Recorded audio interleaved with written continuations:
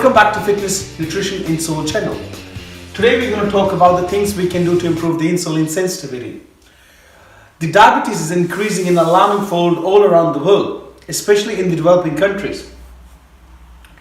And today we're going to discuss about what are the reasons and how we can improve the insulin sensitivity. To understand the insulin sensitivity, first of all, we need to understand the insulin resistance, especially the carbohydrates. The blood sugar level goes up, then the pancreas will release the insulin to bring down the blood sugar level or to stabilize the blood sugar level. Insulin also acts as a key. For example, if this is a lock, insulin acts as the key to open the lock, which is the cell.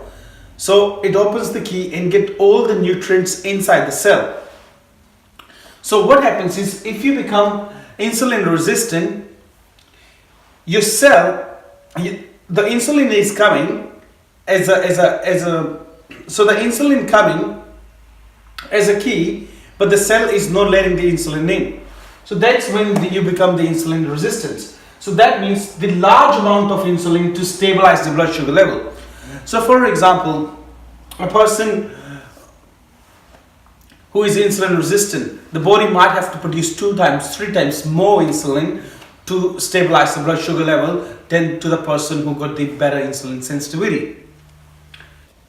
Alright, let's have a look what are the things we can do to improve the insulin sensitivity. The very first one is the exercise, which is you're depleting your glycogen. Your carb stores in the form of or your glucose stores in the form of the glycogen in the muscle and the liver. So depleting the glycogen, especially the resistance training, is known to improve the insulin sensitivity. The second one is to lose weight if you're overweight. So what they found is that it does not matter which approach you had, you either lost the weight from the keto diet or high carb, low carb, high fat, low fat. Over the number of months, in 9 months, I think I read one of the study, they found all the all the participants, it doesn't matter whatever the diet method they follow, if pretty much all of them improve their insulin sensitivity. So the very third one is add herbs and spices such as cinnamon, turmeric, apple cider vinegar, fenugreek, berberine and other. So cinnamon is really good to stabilize the blood sugar, and so is turmeric and the apple cider vinegar. So there are ways you can add it, either add it in your food or apple cider vinegar on a salad, and fenugreek you can add in your chicken or eggs or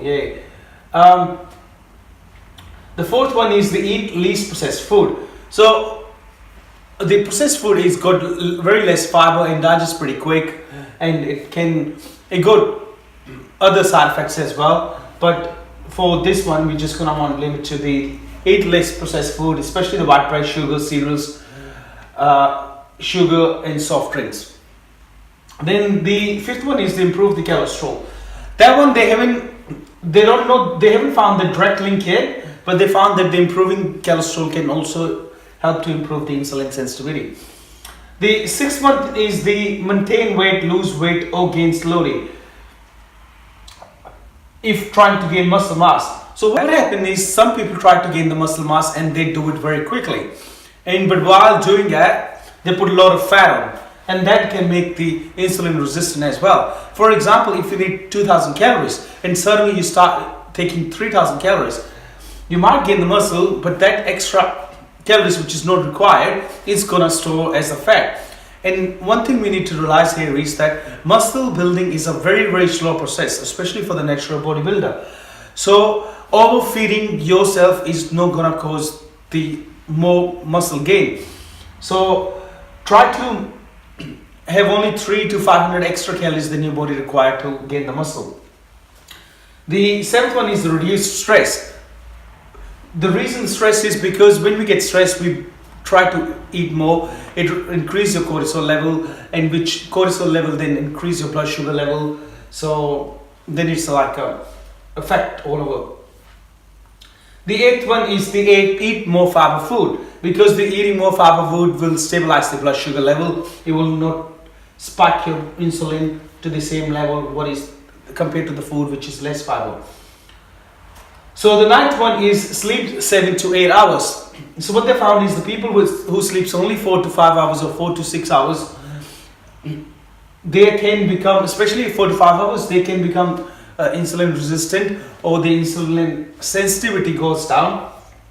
So sleeping 7 to 8 hours, it helps to improve the insulin sensitivity. It helps to even help with the other hormones such as testosterone and stuff. And so try to make sure you sleep 7 to 8 hours. The 10th one is the green tea. They found that the green tea can also help to improve the insulin sensitivity. Go back to the insulin resistant now. That what type of people can become more resistant to insulin? So the very first one is the people with the family history of diabetes. So if anyone in your family got the diabetes, then the chances of becoming the insulin resistant increase. People who are overweight, which I mentioned on that one.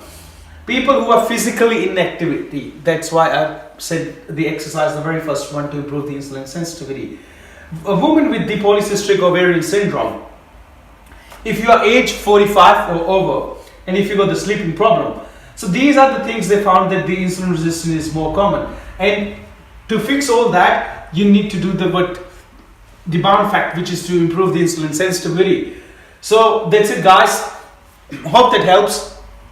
And one thing I just have to say, guys, it doesn't matter like how much I'm learning. And now I'm learning about the physiology and the anatomy. But everything again comes back to the nutrition. And the nutrition doesn't have to be a super magic food or anything like that. It's all about the balanced diet. It's about having the right kind of carbohydrate, right kind of fat, right kind of protein, and having a balanced diet, making sure you're eating enough vegetables, fruits, and things like that.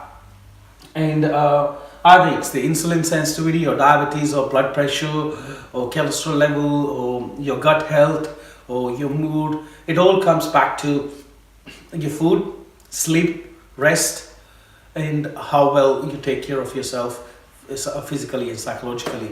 And that's pretty much, guys. And thanks for watching my video. If you haven't subscribed to my channel, please do it now. And I will see you next week with another video. Thanks.